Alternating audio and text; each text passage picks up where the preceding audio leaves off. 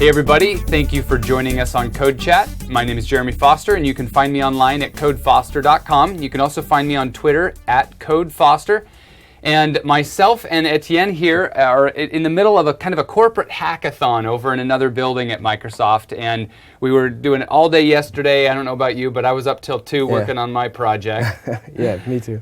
But I want you guys to meet Etienne. Etienne, can you introduce yourself and tell us what you do at Microsoft? Sure, I'm a technical evangelist in France, in Paris, and I'm working mostly with web technologies and also mobile and cross-platform and stuff like this. Awesome. So he's my direct equivalent, but in France we've got evangelists all around the world. It's our job to learn our platforms and then talk to you guys about our platforms. And by the way, if you're a developer out in the wild and you ever need some help from Microsoft, an evangelist is a pretty good place to start. You can find us online. We've all got blogs and we're all on Twitter. What's your Twitter handle? Multa. It's like M-E-U-L-T-A. Okay, M-E-U-L-T-A. Awesome. You can find us online and contact us. We can get you the resources that you need.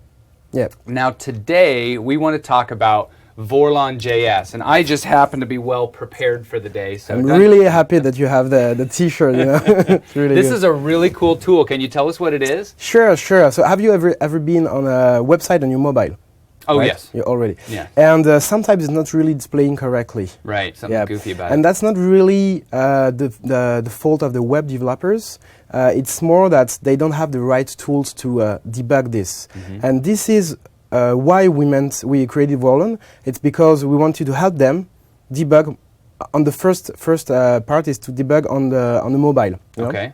So, because when you want to debug on mobile, you have to plug a mobile using USB. For instance, if you want to debug using Chrome on an Android, you have to plug it on your computer, then connect, and it's really hard to use and to if you want to debug, for instance, on Safari, you have to have a Mac and etc. etc. So and on Windows, I even have to have a special network adapter for the phone, right? And you have to use Visual Studio also, so it's not really easy to do. And also, it's not cross-platform because you have to get all these different devices to debug your phone website. Mm-hmm. So that's why we created Vorlon.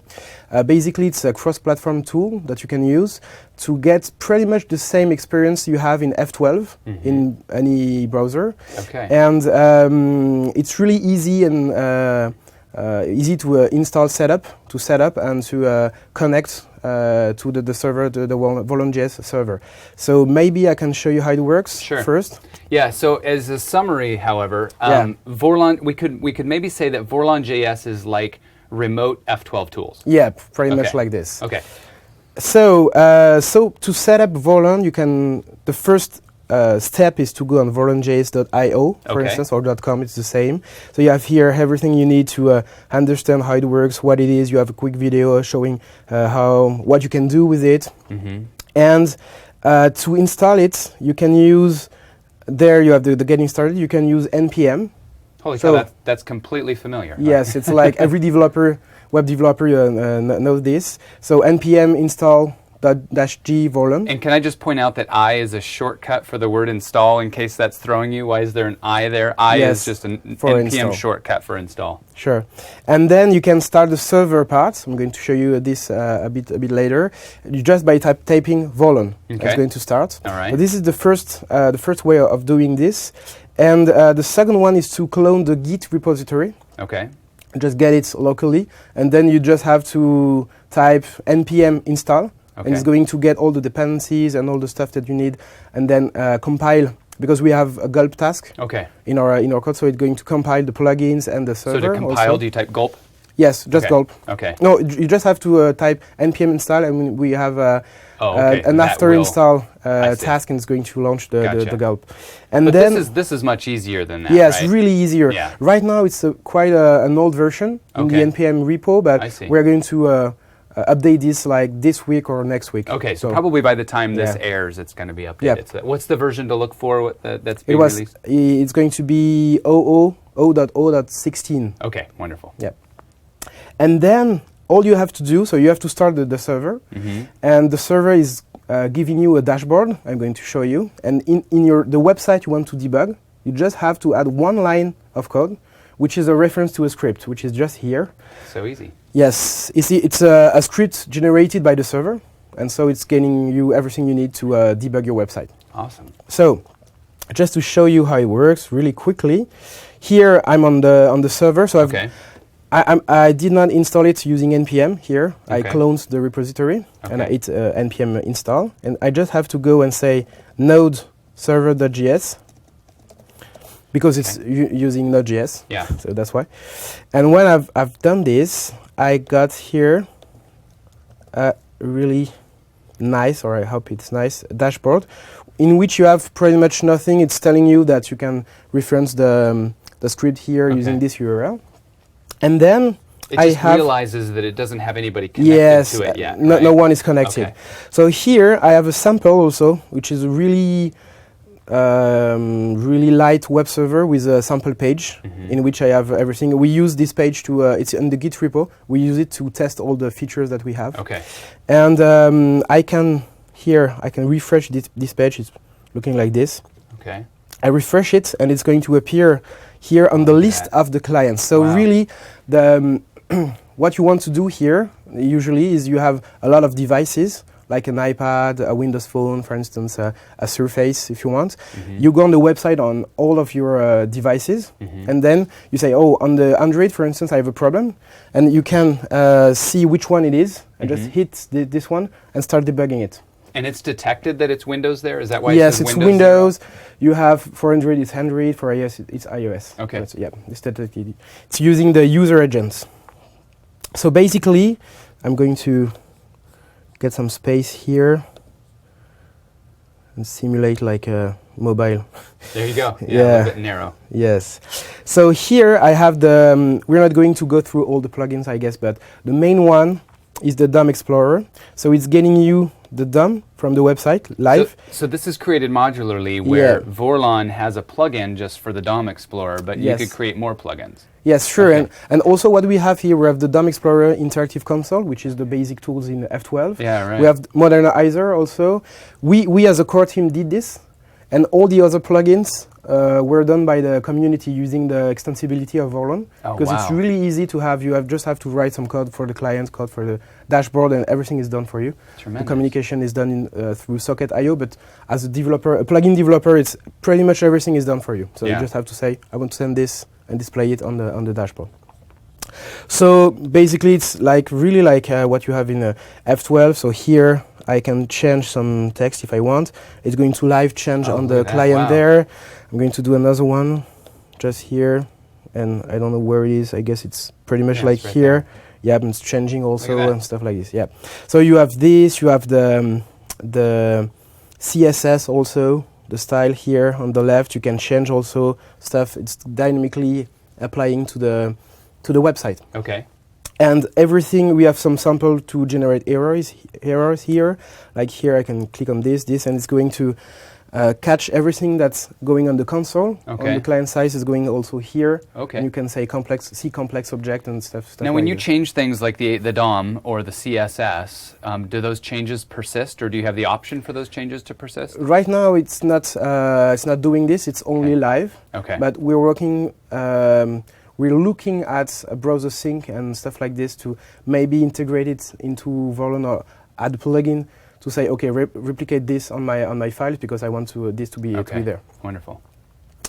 So basically, it's this. You have Modernizer here. What about this identify a client button? Yeah. What happens when I push that? So to show you this, I'm going to launch another browser. Let's say Firefox, for instance, to show you it's really cross-platform. Great. And I'm going to the same page, and you see here, the client is here. So now it's not telling you that it's Firefox, only that it's Windows. Yeah, so you're like, which one is which? And which one is the correct one? You can click there, and it's going to add you a little number. Oh, wow. Here, 1 and 0. Yeah. So when we do demos of this, it's really fun because we do a live demo with everyone in the room. Oh, like 100 people, or sometimes more. All of them just see the numbers, and we live debug someone someone mobile on the room. It's really fun. Yep. Yeah, no kidding. So so this is how you know which one you want to debug. So if I switch there, you can see that I can everything is going on Firefox on behind here. Pretty much this is it. So you have also the Object Explorer, which is showing you not the DOM, but every JavaScript objects that you have on the page. Oh, wow, okay. On window, you can search there. You have Xhr to see the Ajax call. Also, you can start this, go there, and simulate an Ajax call. And it's going to like to appear. Network tab. Yes, pretty much the same. The network tab is more here. I'm going to do like this.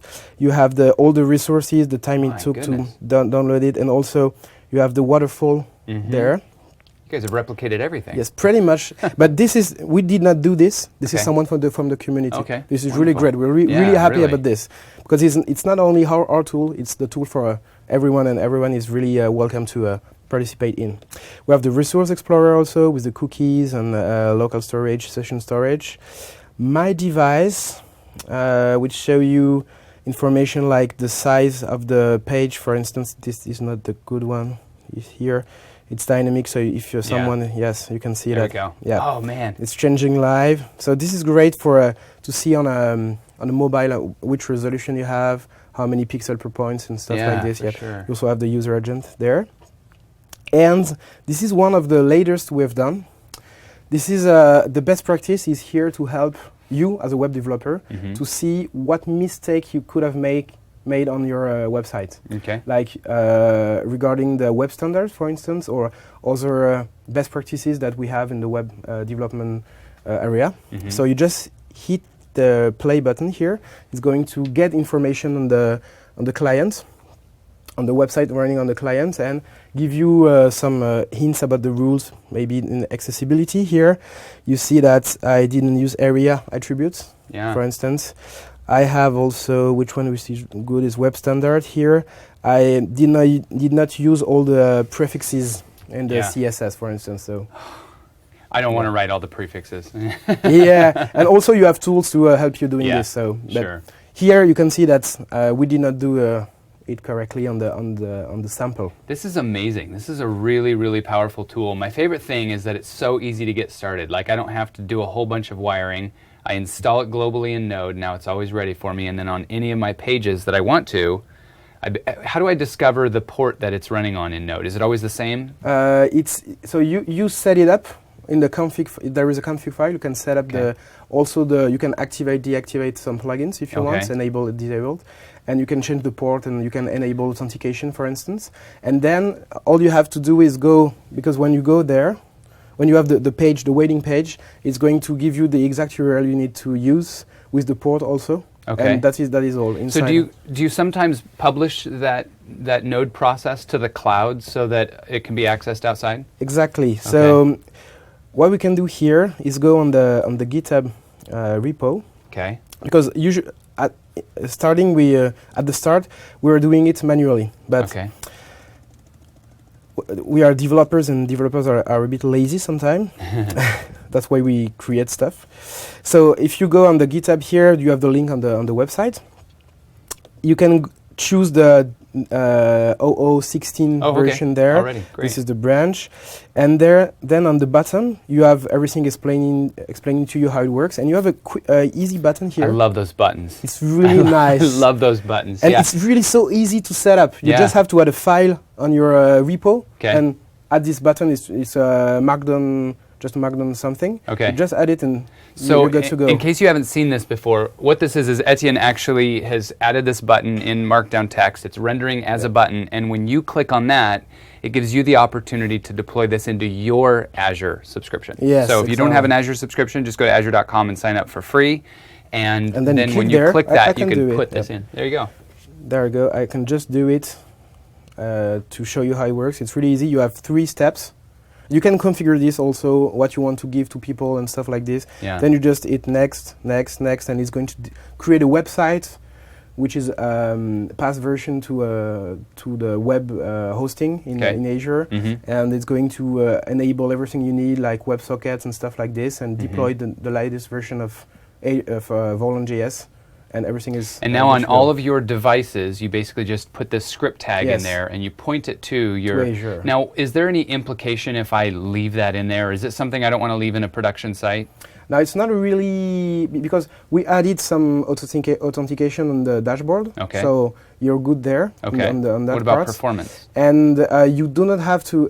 this is another topic, right? But it's really important, the performance. We do not recommend to add this in production because there is a lot of stuff going in Socket.io really.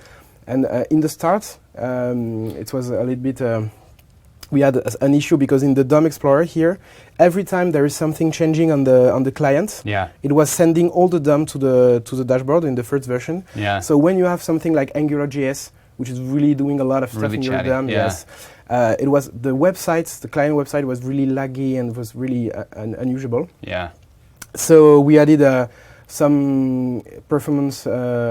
We did some performance changes in the code, and so now you have a refresh button. It's not always sending everything. So this is, but still, it's not really good to have this into production. So we are working on maybe something like the snapshot you have in IntelliSense. If you're doing some .NET development, you can have a snapshot of everything, the objects and stuff like this, and just getting it on the dashboard. So this is one stuff we're looking into, and so you have it in production, but it's not live.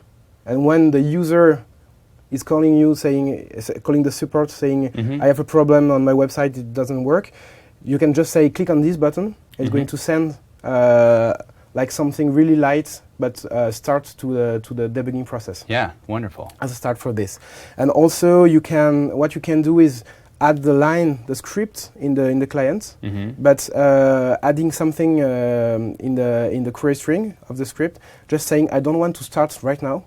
I want just to have the script, and you can start it with a really easy JavaScript line. It's like Vorlon.core.start something, and you can start it when you want. Now, what if I don't actually have access to the website that I want to debug? Like if I have access to it, I can go inject a script tag. But what if I want to? Can I debug Bing?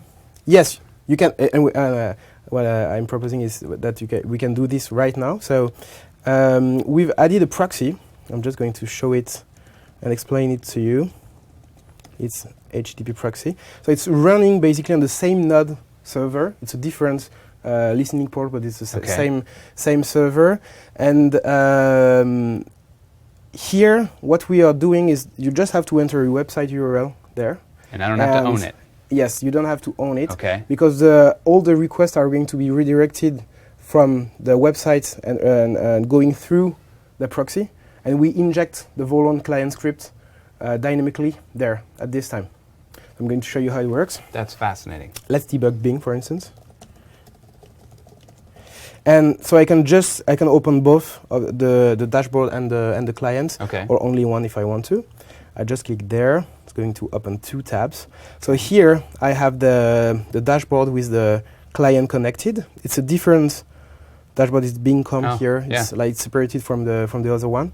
And there, if you look at the URL here, I have a localhost /Vorlon proxy /root something with the website there. And this is telling the proxy that I want to browse this website, but please inject Vorlon before displaying it to me. So I'm going to get a separate tab here, and it's working the same. So I can go there. I can have I can change the stuff in there. I don't know if I have some sample there, something I can change, but I can, get the. Now, what's then the advantage of doing this versus just going to Bing and hitting F12? Here, it's not really an advantage because I'm on a desktop, but I can copy the URL, send it to my mobile, for instance, and start debugging from my mobile without adding it. I see. This is really the idea here.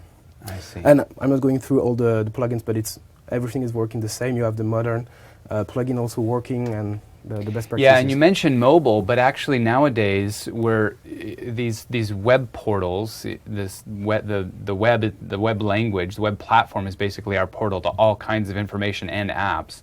And those are showing up everywhere. Like we're seeing those in mobile devices, but we're also seeing them on TVs and on HoloLens and what all these different formats that things are going to appear in. Also in IoT, you can have JavaScript running on a connected object, for instance. You can use this also to debug stuff. Maybe not the DOM Explorer because you will not have any DOM, but you can have the console, for instance, or the Object Explorer and all that kind of stuff.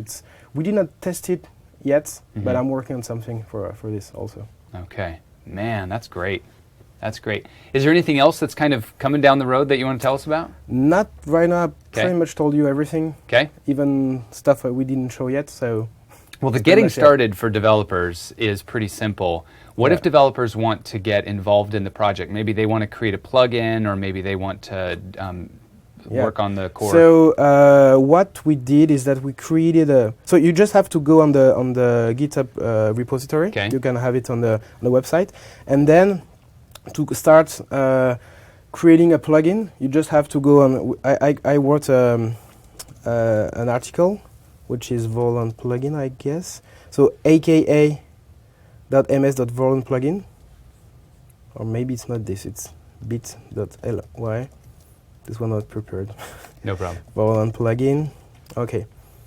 So it's bit.ly/Vorlon plugin. Okay. And then you have in English an article about explaining it, which is explaining how to create a new plugin. It's really going that you have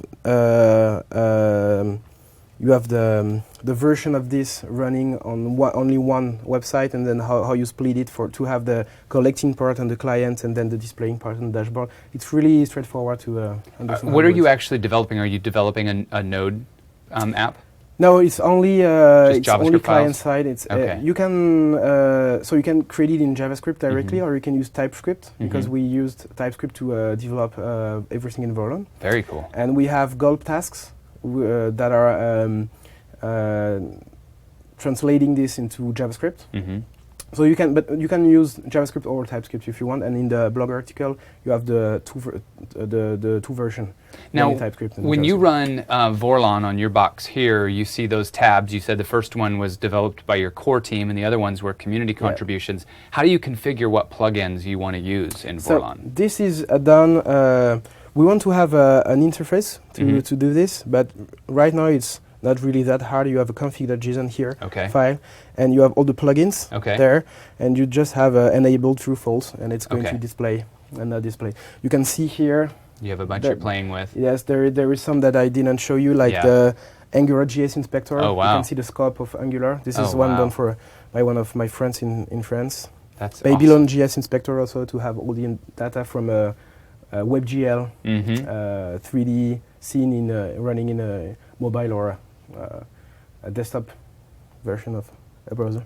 Well, this is awesome. This is awesome. I think we've covered all the basics. Is there anything else you want to share with developers before we wrap up? No, I think we're done. Okay, now we got to get back to the other building and get back to hacking, huh? We're going to code. Thanks for joining us this time on CodeChat. I hope you learned something today about Vorlon. I hope you go out and actually use it. And actually, I hope you go out and create a plugin for it. That'd be really cool. Yes, that'd be really great. Okay, thanks for joining us. We'll see you next time.